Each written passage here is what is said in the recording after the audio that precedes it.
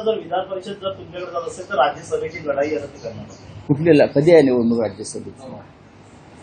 राज्यसभेची जी जागेसंदर्भात कशी चाचपणी चालू आहे आता. कधी 2 वर्षांनी ना, तेव्हा संजय राऊत निवृत्त होणार आहेत ना, तेव्हा एक विधान परिषद सुद्धा रिकामी होते.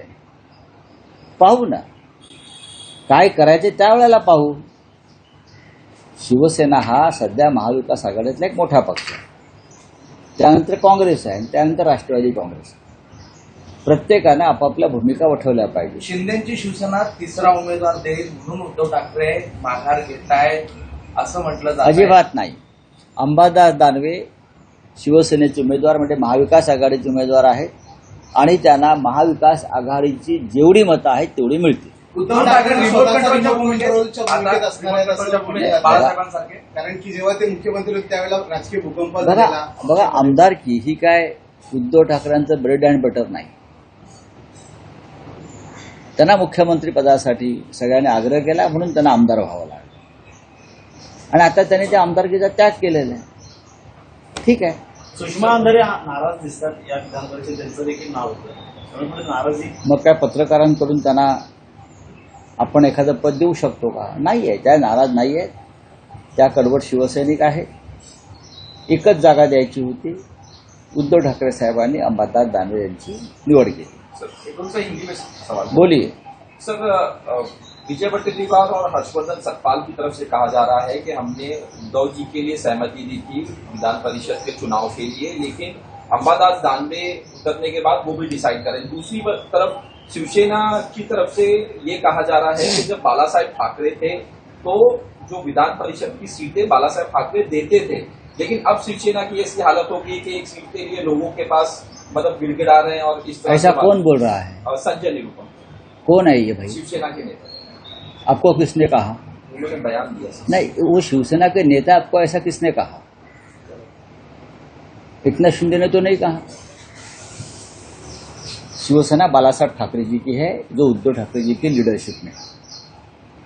हमारे पार्टी में ऐसा कोई नेता नहीं है, कोई गिड़गिड़ा नहीं रहा है। ये महाविकास आघाड़ी है और महाविकास आघाड़ी में हम सर्वसम्मति से निर्णय लेते हैं। अंबादास दानवे जी के बारे में उद्धव जी ने निर्णय लिया है और महाविकास आघाड़ी की जितने भी वोट्स है वो दानवे जी को मिलेंगे। अब बात ऐसी है कि उद्धव जी के लिए हमारा समर्थन था और दानवे जी का नाम आया, ये बात ठीक नहीं। अभी कल अगर समझ लीजिए 2029 में सत्ता परिवर्तन होता है, हम चाहते हैं राहुल गांधी जी प्रधानमंत्री हो।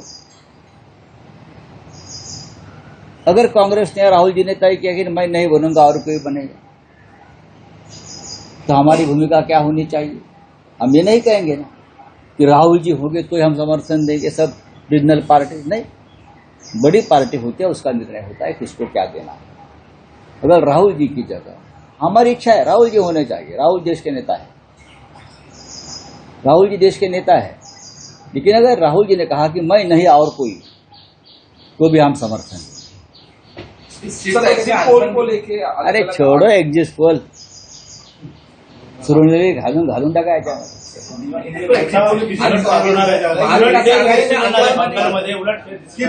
कोई उलटफेर नहीं है, कोई नहीं। पश्चिम बंगाल में ममता दीदी भारी बहुमत से जीत रही, केरल में कांग्रेस की लीडरशिप में जो फ्रंट बना है वो जीत रहा है, तमिलनाडु में स्टालिन जी की लीडरशिप में डीएमके जीत रही है, आसाम में कांटे की टक्कर चल रही है और पुदुचेरी में डीएमके और कांग्रेस अलायंस जीत रहा है। यही एग्जिट पोल समझ लीजिए। सर, अंबादास दानवेंच्या नावाची मोठी घोषणा होती की उद्धव ठाकरेंच्या ऐवजी अंबादास दानवे लढतील। उद्धव ठाकरेंनी घोषणा करणं अपेक्षित, तुम्हाला आदित्य ठाकरेंनी घोषणा केली कार्याध्यक्ष पदाकडे आदित्य ठाकरे। उगाच कुठेतरी तुम्ही विषय भरकटवू नका। उद्धव ठाकरे यांनी पहिलंच मन बनवलं होतं की त्यांना लढायचं नाही। जेव्हा त्यांनी राजीनामा त्यांची निवृत्ती झाली विधान परिषदेतून, तेव्हाच त्यांचं मन आणि त्यांची भूमिका स्पष्ट होती की मला आता पुन्हा विधिमंडळात यायचं नाही। त्यांनी तेव्हाही स्पष्ट केलं आमच्याशी बोलतानाही त्यांनी वारंवार स्पष्ट केलं आणि काल त्यांनी योग्य वेळी शिवसेनेचा उमेदवार जाहीर केला. बस. उद्धव साहेबांचा हा निर्णय पुढे भविष्यात असाच राहणार आहे. विधिमंडळात यायचं आहे. क्या राजनीति है सर आने वाले चुनाव को देखकर? बंगाल में तो चुनाव में 2.5 लाख पैरामिलिट्री फोर्स ऑलरेडी लाया है.